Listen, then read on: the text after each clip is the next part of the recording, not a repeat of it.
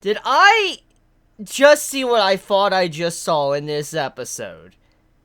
Now, I could be wrong here, but I believe I am correct. When Darnick was having, like, his flashback sequence, thinking about the previous Holy Grail War, and the quick slideshow and all that of what happened, you see a person on the ground suffering and in pain, looks like they're dead. Was that Zokin?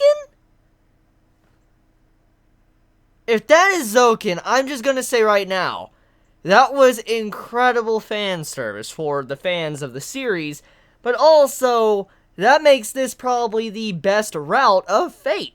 Because, if you know who Zokin is and what he has done, then, yeah, seeing that man suffer and looks like he's dead, thanks to that previous Holy Grail War, this is good news. Now, just to give an FYI, if you don't know who Zokin is, he is the dude that took in Sakura in Fate Zero, and also Fate Stay Night.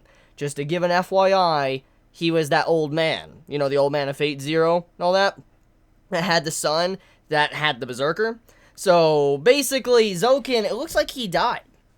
So, that makes this episode very good. Like, just for that scene alone, I'm very happy with this episode of Fate, because seeing Zokin suffering and it looks like he lost, got his shit pushed in, makes me smile.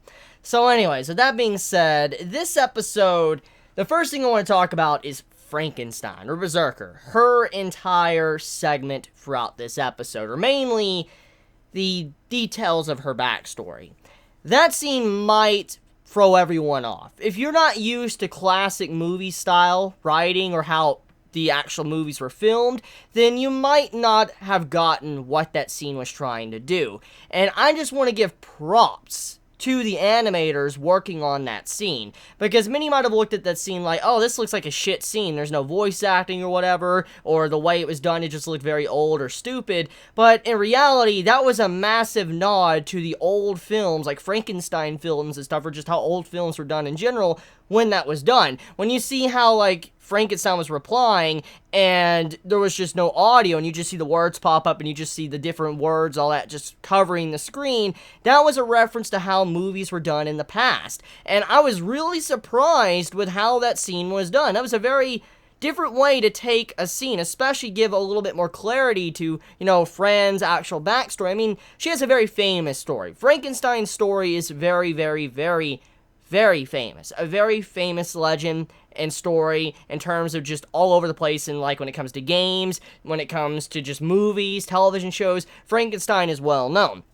And so because of this, I don't think we need to know too much when it comes to the story. However, still, the way it was delivered with the emotions behind it, I was just left feeling very sad for Fran after this episode, especially when she's just sitting there, she's trying to be nice, and then her creator's just, you know, throwing her under the bus, not caring about her, just, you know, saying you're a monster, you're an abomination, not liking her, and eventually she broke down, just started beating the shit out of her creator and killed him. You're like, holy fuck, this is just completely savage, but you gotta imagine, from her perspective, she was trying to be very nice, a good person, and then she was constantly shoved and pushed away and treated like an abomination, and she didn't know what to do. And it was just a very heartbreaking moment to see how her character was and what drove her to be like she is, and it just explains a lot. And it really just makes you see how powerful Shakespeare is to be even able to do that in the first place. So that's what I need to get into now. So Shakespeare, it seems like after looking at his character, he is not necessarily strong physically. Like, normally when you see heroic spirits, they're going up against each other and fighting, they're very strong. Like, they're insanely strong. Like, let's just take an example, what we saw in this episode. Chiron and Achilles, they're fighting each other. You can see that they're physically strong, they know how to move fast, they're good in combat. However, Shakespeare, as a hero, or someone that's being brought into the Holy Grail War, when you think about Shakespeare, he stands out amongst everyone else. It doesn't seem like he can necessarily fight. I mean, when you think about the legends of Shakespeare, what he's done, also in history and all that, you don't picture Shakespeare as a fighter. You just don't. You don't picture that. I don't picture that. I don't think any of us actually picture that, him to be an actual fighter. However, that is where this makes it very entertaining. And I've been wondering how his style would really be, and it seems like he's more of a character that's like a support character than an actual fighter on the front lines. As a good example from what I'm seeing from his character, Shiro Kotomine. Obviously, his fighting style is very similar to how Kirei Kotomine's was in Fate Zero and Fate Stay Night. You can just tell by the signature weapons he was using, all that, very, very similar. But, I mean, those type of masters, or those type of characters or fighters, especially someone like, you know, Kirei Kotomine or Shiro Kotomine, or Kuritsugu from, you know, Fate Zero, those type of characters would be perfect with a servant like Shakespeare. It's very obvious after watching this episode that Shakespeare is meant for a master that is very odd, very different. For instance, masters are not like the typical masters where they sit in the background and they, you know, let their servant do all the work. He is actually a person that is like the master. He's the equivalent to how masters normally are. He sits in the back, he gives support to, you know, his master, and, you know, the master goes in and just beats the shit out of the opponent. But in the reverse case, what we usually see is that the master's supporting the servant and buffing the servant, giving the servant mana, and then the servant beats the shit out of the person. So it's kind of like that's the opposite here, especially with how Shakespeare's character is. And I do like how different that is. It really makes me wonder what would have happened if Shakespeare would have been with Kuritsugu. That's what I would really have loved to see now. After witnessing this, seeing how it seems like he's able to be a support character, buff, give illusions and stuff, I wonder if he was to work with Kuritsugu, how easy it would have been to win the Holy Grail. I just am very curious about that, because the man is clearly OP as fuck. I mean, if he's in the right hands. I mean, the man might not be able to fight like against a berserker hand-to-hand combat or anything, or even a saber, archer, whatever, but he at the very least can put up a fight because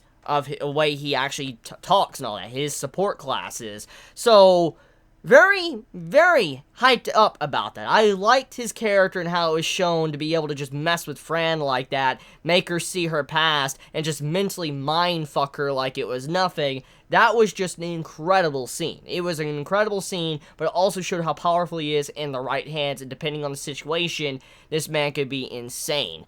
So, besides that, let's talk about the assassin versus ruler in the episode. So we see the Hanging Gardens of Babylon shoot a big-ass fucking laser from, like, the floating castle down at Ruler, and Ruler blocks it like it is nothing, which it's already been established in this series in the anime that Ruler is stronger than the other servants. That's already been established. So it makes sense that Ruler would be able to go up against, like, any servant like it's nothing. However, what's very surprising is that Ruler was able to withstand like a noble phantasm like it was nothing. She was able to block it and all that like it was nothing at all. And I'm under the impression, I don't know how the ruler class completely works because I've really never seen the ruler class in other series.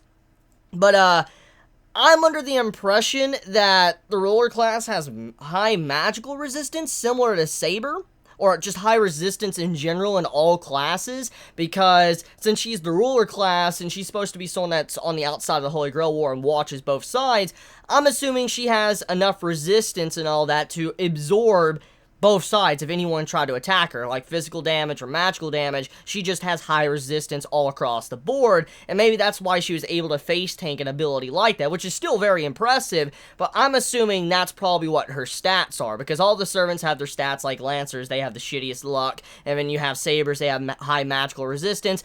I'm under the impression that ruler class servants, they probably have just high resistance all across the board, or all their stats are insane because of where they're at, and also their class is called Ruler. So, yeah, Ruler needs nerf. I'm just gonna say, Ruler needs nerf. Tanking a blast like that like it was nothing, that's pretty fucking scary. That legit is scary.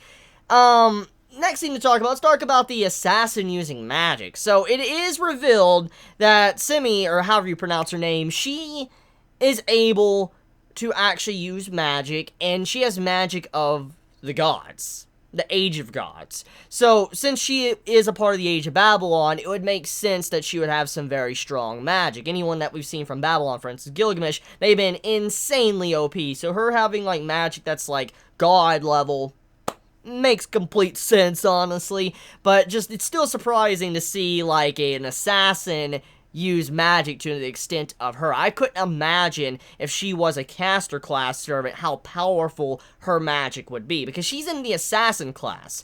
I just couldn't imagine if she was actually in the caster class how fucking broken she would be. She would probably be legit broken if she was in the caster class. Oh my god. But, anyways, we also have, Chiron versus Achilles going on this episode. Very awesome fight. I've been saying I love that fight. I'm entertained by that fight, and seeing how Chiron's able to damage Achilles because he has, like, you know, god status, that makes the fight even more interesting. We have Vlad and all that against Karna continuing on. Vlad is just being a fucking beast and all that. Karna's willing to go up against anyone he doesn't care because he's basically a god. And then Spartacus coming in and fighting against Atalanta. So just, I mean, overall, there's some really good scenes throughout this episode. Great art, great animation, and honestly, I don't have any room to complain when it came to this episode. So let me know your thoughts in the comments below. I love you all so much. Please be safe. Chibi out.